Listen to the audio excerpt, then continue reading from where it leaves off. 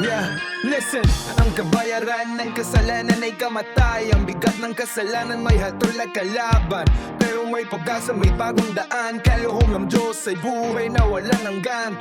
Kay Kristo Jesus doon matatagpuan. Biyaya na libre, hindi mo mababayaran. Buhay na walang hanggan, biyayang totoo mula sa dilim. Dinala niya ako, hindi sa gawa, kundi pag-ibig mo. Jesus ang daan, siya ang totoo. Bumasa sila huli, one dress is day. Pag-ibig ng Diyos hanggang sa huli. Kahit makasalanan, Kanya pa rin minahal. Binigyan ng buhay na walang hanggan. Sapagkat gayon na lamang ang pag-ibig ng Diyos sa mundo.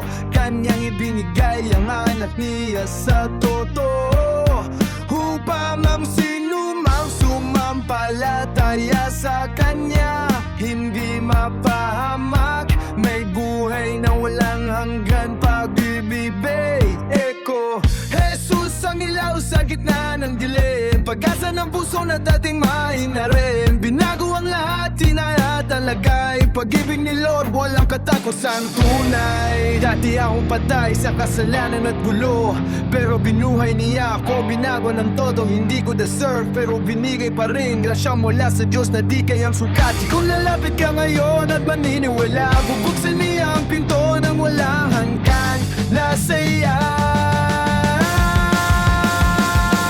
buhay na walang hanggan, biyayang totoo mula sa dilim.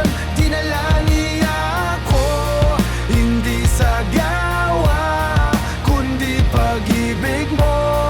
Jesus ang daan, siya ang totoo. Pag-ibig ng Diyos